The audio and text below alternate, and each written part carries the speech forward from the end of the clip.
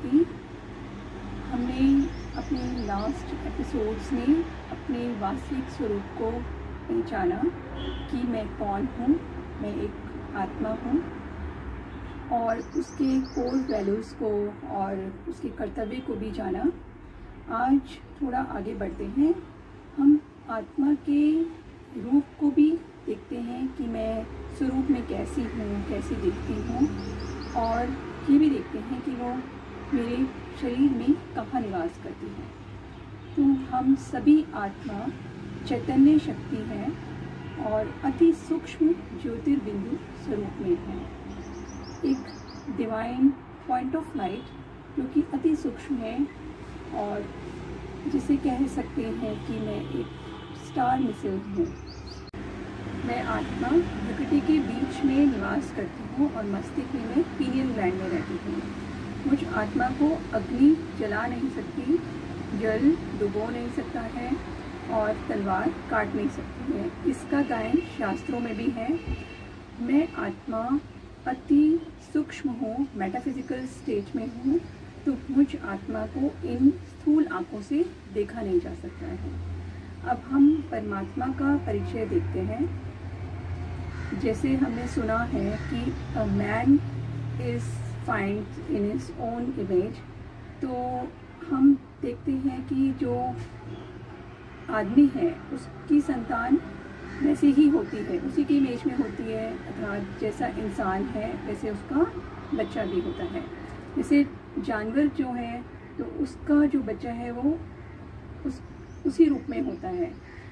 तो हम अगर आत्मा है हम सभी, तो हमारा जो पिता है वो भी आत्मा के रूप में ही होगा, ज्योतिर्बिंदु स्वरूप में होगा। तो अब हम देखते हैं कि परमात्मा को हम किस कसौटी से परमात्मा कह सकते हैं। पहला, जो सर्वगुण संपन्न हो, अर्थात सभी गुणों में जो आत्मा के 7 गुण हैं उनमें वो सदा संपन्न हो, अर्थात एवर प्योर हो, एवर नॉलेजफुल हो, ब्लिसफुल हो, पीसफुल हो, पावरफुल हो। तो मीन्स उसकी ये जो शक्तियाँ हैं वो परम हो। जैसे हम आत्माओं में ये जो 7 गुण हैं ये ऊपर नीचे होते रहते हैं, पर परमात्मा में ये हमेशा सुप्रीम हो, हमेशा परम रहते हैं। तो हमेशा ये जो गुण हैं वो इंटैक्ट रहते हैं। दूसरा, वो सर्वज्ञ, अर्थात सृष्टि के आदि मध्य अंत को जानने वाला हो, सर्वोपरि हो, सर्वोपरि अर्थात जन्म और मृत्यु के चक्र से न्यारा हो, जन्म मरण से जो हम कह सकते हैं न्यारा हो, और सुख और दुख से न्यारा हो, अर्थात सुख और दुख के चक्कर में ना आता हो। चौथा जो है वो सर्व धर्म मान्य हो, मतलब सभी धर्मों में मान्य हो, हम उसे परमात्मा कह सकते हैं। जैसे हम देखते हैं लेकिन विश्व में अनेक धर्मों को मानते हैं, हम उन धर्मों में परमात्मा को अलग अलग तरीके से जानते हैं। जैसे हिंदू धर्म में हम शिव को परमात्मा कहते हैं, उसका जो स्वरूप है वो अंडाकार शिवलिंग के रूप में हम देखते हैं।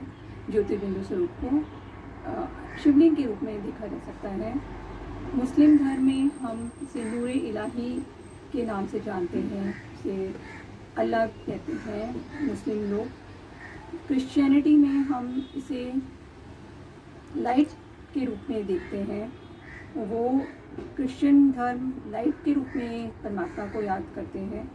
जोरास्ट्रियन लोग फायर को परमात्मा मानते हैं।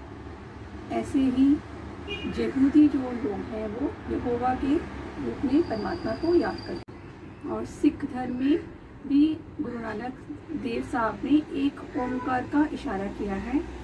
तो हम सभी ने देखा कि परमात्मा को हम सभी धर्म एक ही रूप में याद कर रहे हैं, उसके ज्योतिर्बिंदु स्वरूप को याद कर रहे हैं, लेकिन हम सब अलग अलग रीति से याद कर रहे हैं। और हमने ये भी देखा कि परमात्मा का कोई प्लूरल नहीं होता। तो ये सिद्ध करता है कि परमात्मा एक ही है। अब परमात्मा का धाम क्या है, उसके कर्तव्य क्या है, ये हम अगले अपने आने वाले एपिसोड्स में देखेंगे।